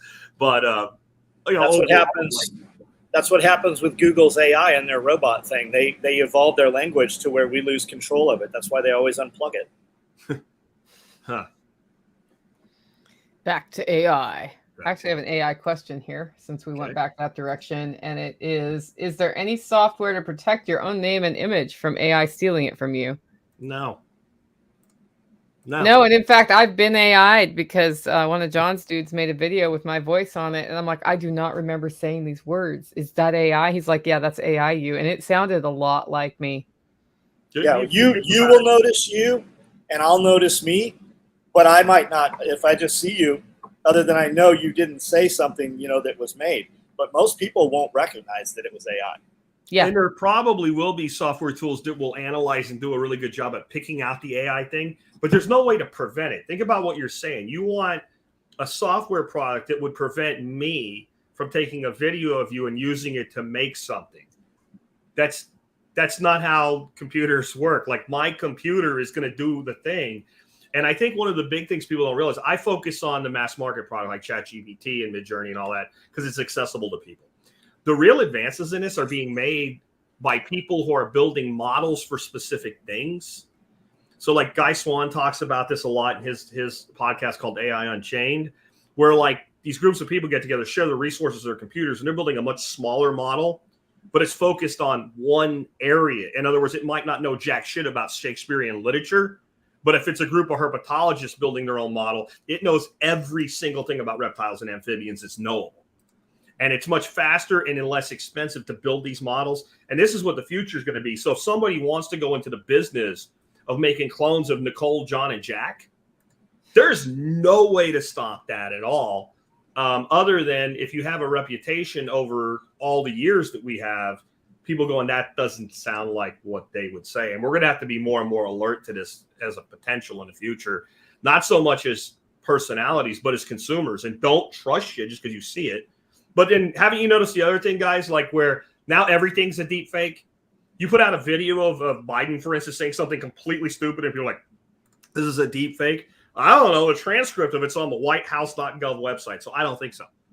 But everything is like, it's becoming the de facto response to anything people don't like. It's a deep fake. One of my guys made an AI. It had part of me in it, and then it was Crowder saying how awesome SOE was. I didn't even know I didn't know it had happened. But when I woke up, I had 100 PMs from guys like, hey, congratulations on the Crowder thing. Yeah. Well, and I'm like, hey, it wasn't real to people I knew. But what that told me is it was reasonable enough that they believed it. So we're not far from it. That's how I took it. Yeah, right now there's certain cadences and stuff. If you really know the person, you can tell. Like one of the first ones that was put out because he's so well known was one of Joe Rogan doing an interview that never happened. I don't remember who it was with, but it was some other party, and that interview never happened. And I sent it to my buddy Brian Black over at ITS, and he was like, I can tell it's not real, but only because I know it's not real and I know what to pay attention for. Yep. And I think we're going to get to a point where that's not even the case, you know? Have you seen, there's an episode of Black Mirror, John. I don't know if you've ever watched Black Mirror. It's like a modern Twilight Zone out of the UK. And there's an episode where what it starts out with is like when your loved one dies, this company will scour like all social media, everything they ever wrote, everything it can get access to. And it will build basically a chat bot that will let you have a conversation with your deceased loved one. Yeah. We're there. If you have enough on record, the ChatGPT model could do that right now. Like maybe not for every person because most people don't put their whole lives online. Like, but people like us, that could be done today. So Scully was talking on one of our podcasts a couple months ago that there was an AI program and this guy gave the AI his mother's phone number. And the AI was talking back and forth with his mother through chat. And then it came to the point where the AI said, hey, your mother has agreed to give us a loan, a sum of money. So we need to discuss what we're going to do with this money. Wow. And as I said, so he wanted to fix his relationship with his mother. And the AI said, well, let me have her phone number. So they went back and forth.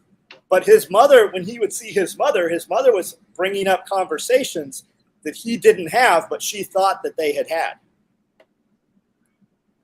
Yeah. Yeah, so nuts. This is why you got to learn about it because it's going to be like, I can't remember who said it, but somebody said something like, you may not be interested in politics, but politics is interested in you. Yep. This is how this AI shit's going to be. You better know how to use it. Like, you know, and my thing is like, if the government has a gun, I want a gun. Right. So if my enemy has a particular tool, I want the tool too, because I don't want to be outmatched. I want as good a Pew delivery device as they have. Well, we all knew people that said they weren't getting a damn cell phone, right? And then when it lost the hinge, I'm not getting a smartphone. Yeah. Okay. And there's still people. There are people around here that don't have cell phones. Very They also small have minority. all their cars sitting in their front yard for sale because they're not on the internet. Yeah, absolutely. I said that. I was on the road at the time. I was a tech working as a contractor for MCI, and I had a pager. And I remember saying, it's so hard to escape, even with I will never own a cell phone. 2 years later, I had a cell phone. Yep. And I've had one ever since. And I was like, same thing. I don't know if I'm going to need a smartphone. I had one of the little flip phones. I think I had a Motorola Razr. It was like the most popular cell phone of its time. And when I got my first iPhone, it was one of the big thick ones and all. And yeah, it just works better. It's just a better tool. And that's all these things are, is tools. Yeah, I think if you don't learn about AI, you're not going to spot when it's AI. Yeah. You actually do yourself a disservice in that way too, because you start learning, like right now, ChatGPT uses the same words in marketing. Mm-hmm. Because it's parroting back what it thinks works. Well, those are some of those words are words I do not use. And yeah, I was going to say, and it's just that if you use it, you start seeing, you can tell. And maybe I'm sure one day you won't be able to tell, but right now you can tell. That's what this question here. What resources are trustworthy to learn about AI? You go use the tool, start playing with it. And like you said, like Nicole, like right now you can go written by ChatGPT. But I guarantee you, I can have it write copy for me, and you can't do that because I've played with it enough to know what to tell it to prevent it. Like one of the first things you need to understand about that particular tool, it writes in British English. It writes in British, like you got some dude that's in Tennessee and he's got British English copy. And if you know what to look for and you see the style of British English, you're like, that's ChatGPT. There's other things. But so the first thing I tell it when I have it write copy, use American style English. That changes everything. There's actually a tool. I don't remember what it's called, by the way. You take, like, if you're cheating and you have ChatGPT write your report for college, you take the report and you go to this other tool and it like calls Humanizer or something. And it takes what you wrote and it changes it so it doesn't look like the patterns of ChatGPT. Like, so there's no limit to where this is going to go. Yeah.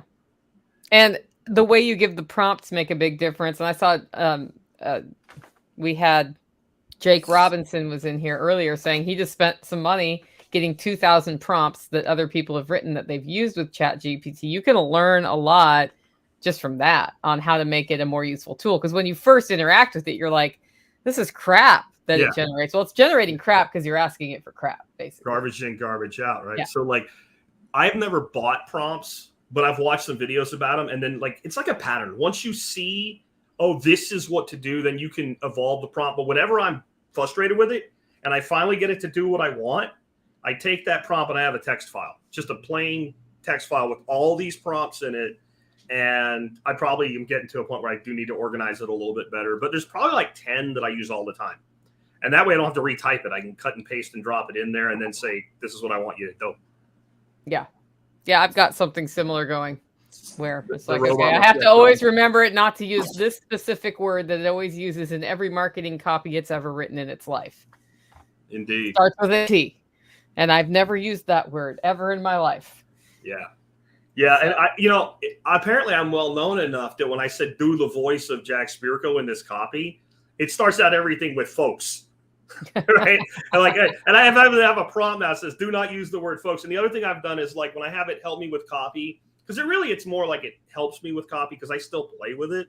Right. You have to. I'll say begin with the first two sentences being, and that'll set the tone. So it's in my tone and voice when it's expanding on that, so like actually write your first couple sentences. But like one of the big hacks, like I said, Billy gave me this, was just having it redo titles. Like that's been, and then you'll say, like, sometimes I'll give you a shitty title, like give me 5. And when it gives you 5, one of them, you're like, that's way better. Or you take 2 and you combine them together. So you still have to bring something to the table as the human. Yeah. Well, I mean, because you are the human. Yeah. And Jack's AI. We are live. You do say that all the time. I did. Yeah, and I have to do things like when I have it do copy, like I'll have it do my show notes for me, and I'll give it like the bio of a guest and everything. And I'll have to say, one of my prompts is do not write me because I'm saying it's for a podcast and for show notes. Do not write me a script. Yeah, bullets. Write me nothing but a blog entry for the notes for the post that goes with it. Otherwise, you read it and it sounds like a teleprompter for a talking head. Like if you don't know that, then you don't know what you don't know. But as you develop, you got to figure out, what do I have to ask it for to get what I'm looking for? Yeah, and you can have it redraft. That's the other thing. Like I was playing with that the other day. I was like, okay, write this. Okay, write it with half the words. Okay, no, but include this information from the other one. That's huge. That's huge. Yeah, I take this 800 word count and drop it down to 300 word counts. And or I'll have it do copy, and I'm like, I've literally done things just as simple. Reduce the salesy language by 25% and rewrite. Yeah. Because it's over the top with like the ShamWow type sales shit going on. You're like, reduce by another 10%. And you're like, okay, now that's going to work, and I can do a few little massage things. But the other thing you have to realize is this is a machine. It doesn't give a fuck. It doesn't get tired. It doesn't get mad. Don't be afraid to make it redo shit. Just make it redo and redo and redo until you get what you're looking for out of it. Yeah. Yeah, I showed my dad how it worked when I was visiting him last month, and I said, this is what AI does. And I told it to write me a class outline for teaching people how to both water bath can and pressure can and include food safety. And it went through and included sources in less than a minute. And he was just like, oh my. Yeah. Yeah. When it came out at first, well, I would say when it came out, when I first discovered it, I'm like, my grandson cannot know this shit exists. Because he is so lazy about writing assignments and all. And within 2 months, I'm like, oh, he must know this exists. He has to learn how to use it. I'll still make him do the work so he knows how to do the work. But I can't not have my grandchildren empowered with this tool, because the people they're competing with are going to have it. Once it wrote that paper, Nicole can take that thing up and put it into a booklet and sell it on Amazon, and it'll be there forever. The information is correct. Yeah, there's pretty tons of ways to done with the book on the fires about Maui. Absolutely, the fires weren't out, and that bitch had that thing for sale on Amazon.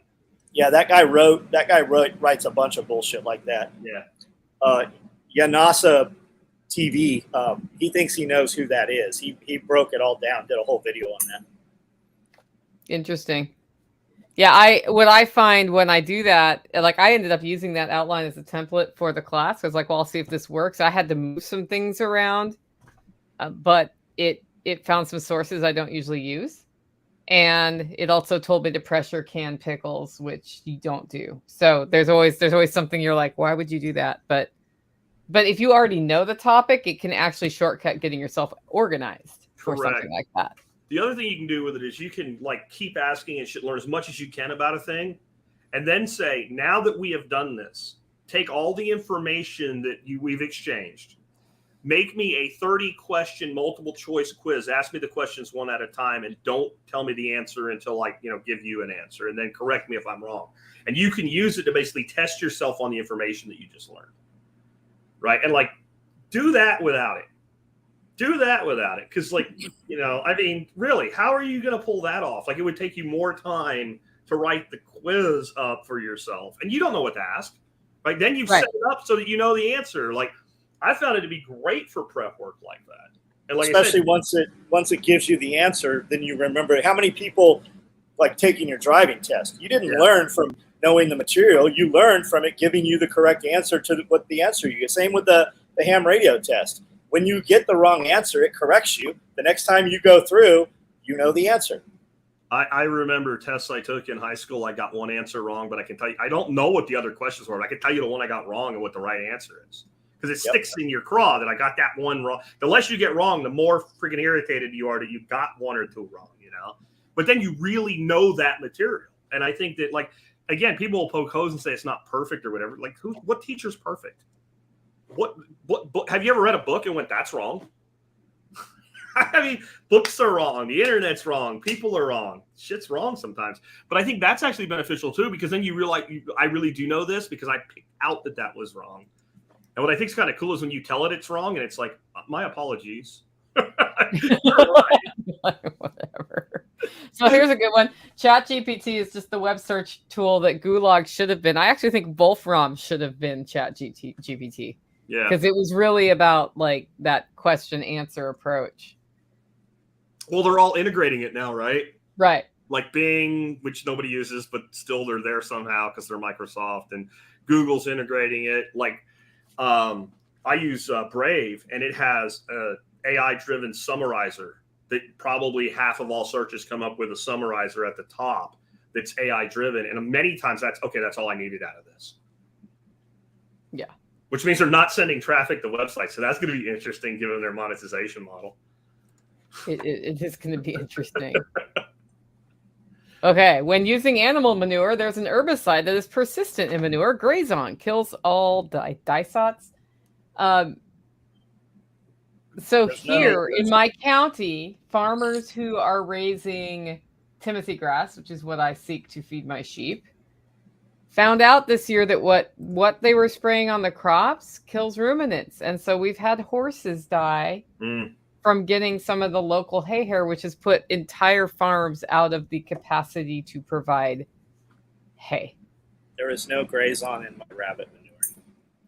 And I know guys are using a lot more manure for fields to till in and stuff, but we do make a lot of rabbit manure. Yeah. Jack and I were just in a highlight war. Yeah.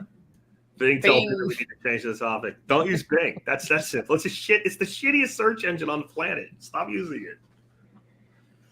Yeah. Just me. I kind of feel like the only people that use Bing are like boomers that the Microsoft browser comes installed on the computer they buy and they don't know any better.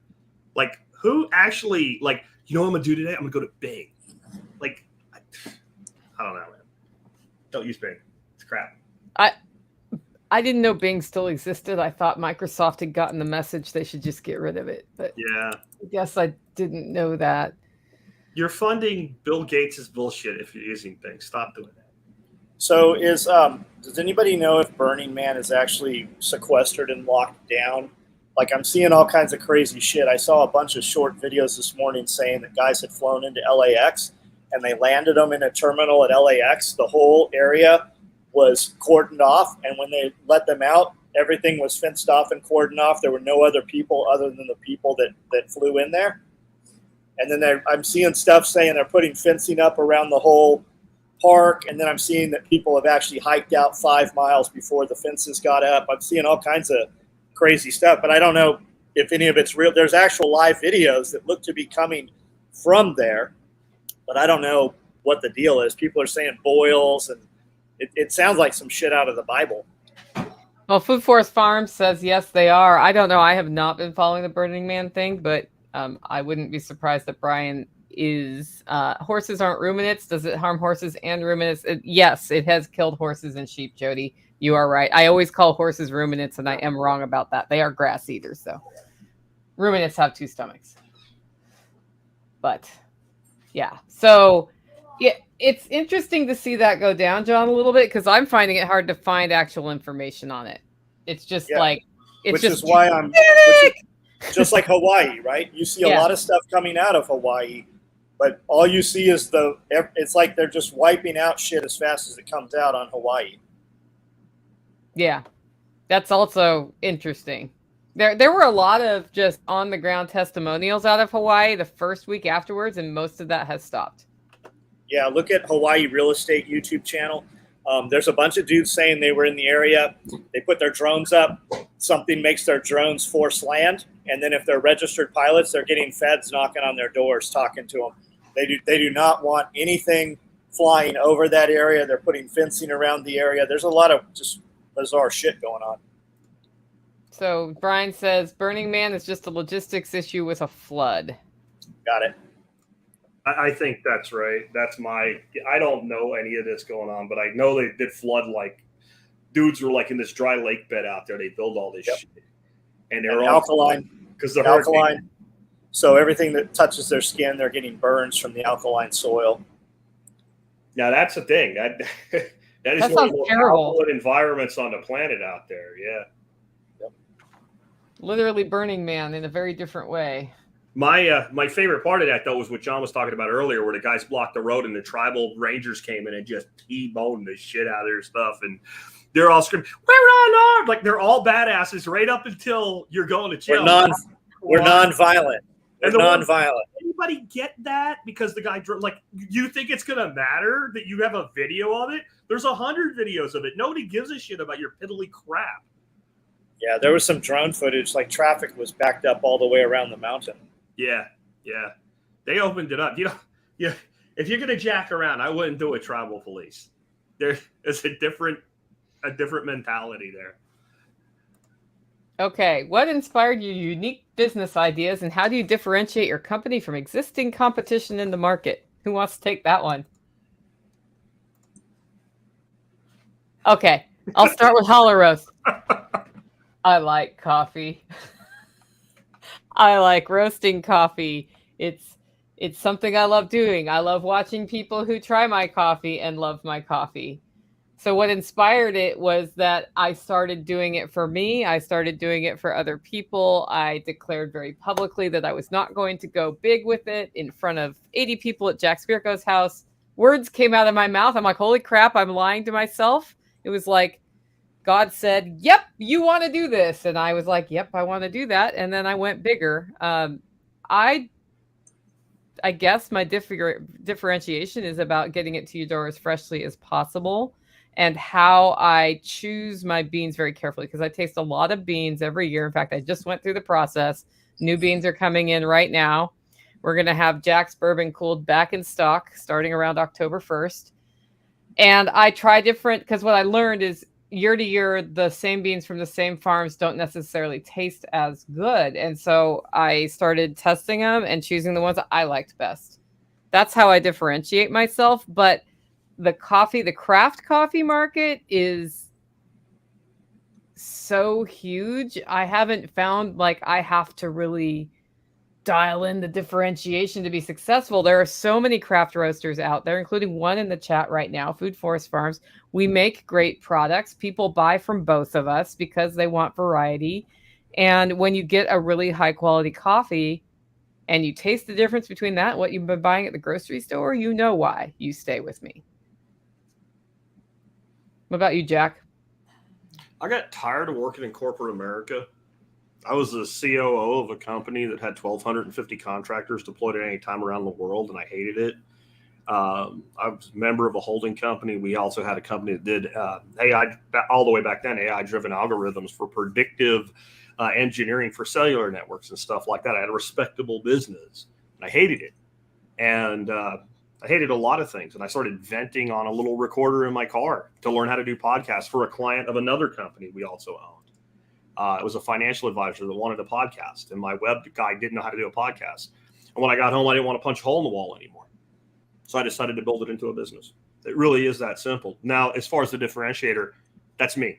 I never tried to be anybody else. I never looked at somebody else's format of a show and said, I'm going to make it like theirs. When people said your show is too long back when it was 45 minutes versus an hour and a half now, I didn't give a shit. When they said, well, you need a bigger, like I had people in the beginning when I would talk about political shit, you need a bigger tent or whatever. I don't want a bigger tent.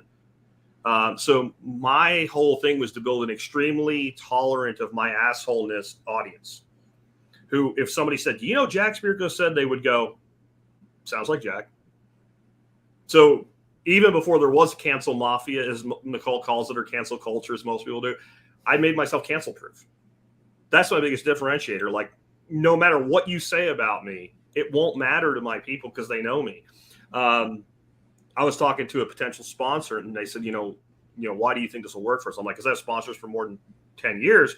But the bigger reason is my audience knows my dog's names. My audience knows my kids' names. They know my wife's name. They know how I proposed to my wife. That's my differentiator, is being completely open with who I am and always being authentic. And I think that's rare. It's really rare in podcasting now because everybody's trying to be the next Joe Rogan, which means you're not being you. Well, if people wanted Joe Rogan, they'd fucking listen to Joe Rogan, right? So you need to, like, in this business, you really need to be authentically who you are all the time. That way you're not going in and out of character. It's not the fucking WWF, man. I'm like Macho Man when I'm on the road and then like playing with my kids when I get home, like that kind of stuff. Like if you guys know, if you come hang out with me, you get the same dude. And I think that's a huge differentiator in a world like we were talking about the short form content and the bullshit and the setups and all. Like, people will watch it, but I think that they actually become entangled with the people who are authentic. And that's why we can run a workshop and have people, come camp on our property for a better part of a week and what have you, because they want to be part of what you're doing. How about you, John? Well, do you want to have to sell a product? Do you want to be the product, right? If you are the product, then you can sell many different products in complete different genres. But if you're building all of your stuff around this little key holder, then that's what you're limited to. That's why I tell people all the time. A guy asked on our Q&A, we do a private Q&A thing for our members, and he was asking when's the time to launch the product. And I said, you should launch the product. If you have product ready to sell, launch the product. And what he was asking is, well, what if we improve it? Well, there's a Mark 1, there's a Mark 2, there's a Mark 3. But if you are the product, you can sell this thing. And then when you have more product, you can use your initial Mark 1 and use it as an add value or an upsell, or you can give them away free to grow your audience. But start building content. That's what I tell everybody. The most valuable thing right now is audience. No matter, even if you have no product, start building your audience. Even if you're not good in front of this camera and your message isn't clear, start building your audience. And you don't even have to put it out. You can just leave them up. You can leave them private. There's tons of dudes who did, like Casey Neistat said, he never even monetized any of his media till he had 7 million followers on YouTube. But there was thousands of videos that were never out there. And now when we make them public to show you how bad they were so that you can do this, those old videos, our initial videos, have millions of views on them. Just start building. And really with like product, if you know what it is that we do, we basically have a big glorified sew shop. We build shit that I want. I don't chase customers. I don't have good idea fairies. Hey, you should build this thing. I can't find it. Yeah, you can't find it because nobody fucking wants it. We build what we want. I build what friends want, and we build those. And then sometimes we don't even show them to people. The friend shows them, and we've never even publicized it. And guys come in because they saw. Like, I don't have to fight my fights on the internet. The audience fights the fight on the internet. Guys get on and they're like, why should I buy your shit? Well, you totally shouldn't buy my stuff if you're asking me why you should buy it, because I don't fucking need your business. Like, that's where we're at. That's the real answer. But more importantly than me telling you how great all my stuff is, there's going to be 400 dudes on here that will tell you how good my stuff is. And that's way more valuable than me telling you. So I still want a Mookie war bag that's an inch wider, so a fucking folded sub 2K will go in it. You want a 4-mag war bag, the one we're building. So we built this 4-mag war bag. I made a super viral piece of video. It comes up every couple days still. It's over 6 months old. It's a short on TikTok, Instagram, Facebook, and YouTube. And the most rabid are YouTube and Facebook for some reason, because it's usually TikTok. And all I did is it has 4-mag slots. It looks like the Mookie war bag. And I said, this bag will hold 24 mags to give you an idea of volume. Okay. Guys lost their ever-loving minds over 24 mags. It's a bag. Put whatever you want in it. Yeah, you don't have to do it. I just said it would hold it. Yeah, and then when I rebut, guys are like, you lost a customer. I go, maybe you don't know what a customer is, but you've never given me any money. What's your order number? And dudes pay, they're $450 because I don't want to build them. I'm the guy that builds them. And literally every time I get an email, I'm like, it's $450. For every one dude that's like, oh, I would never pay that. Why is it that much? I don't ever reply to them. Because for every one of those guys, there's 5 guys that are like, here's $450. Like, I stopped taking orders for them every month. Yeah. Yeah, I love the ones that are like, I'll never buy anything from you again. You look in your database, they're not in there. I never bought from you to begin with. Yeah. You need to know what boycott means, because you're not boycotting by abstaining from buying something you never bought. Yeah, you might want to look my name up. Like, I've been in business before the internet. Yeah. 35 years you haven't been here. I don't give a shit if you're here now.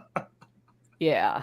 That's part of the differentiator. John, I think, sends out a text message before he sends out his email. Yeah. Often his email is sold out before the email ever sent, because the text message sold it out. Like, so we send a text message 7 days a week. We send an email 3 days a week. And we build all the new stuff that comes out Monday, Tuesday, Wednesday. So you're never going to use a promo or get any kind of free shipping. If you want it, you're going to buy it because it's important to you Monday, Tuesday, Wednesday. The email goes out Thursday, Friday, Saturday, and there might be some kind of promo with that. The premium stuff, it's already gone. Guys buy stuff they don't even want to buy to get the promo item that we're going to put out at the end of the week. Yeah. I do think one of our differentiators where this started, and I do need to go soon, is that none of us give a shit if you don't buy from us. There's so many companies out there, like, they will fall over their ass for a customer who's not worth having. And I think all three of us are like, I remember you were talking about somebody asked for some kind of coffee, Nicole. It was like the Starbucks winner or something. And you're like, well, then you should go buy that. Yeah, it was a Starbucks one, which I don't have the technology to make it because they use a different kind of roaster. And I'm not going to purposely burn the coffee on a drum roaster. Yeah, because you've set one on fire before. So. I have set one. I know what that looks like. I do. Thank you, John, for showing me something exciting about coffee. And in the industry, one of the biggest things that goes wrong from a liability insurance standpoint is catching on fire. So it's That's not. When I said, how much do I have to order for your shit to burn down? 50 pounds. Okay, I'll have 100. Oh, and you found out.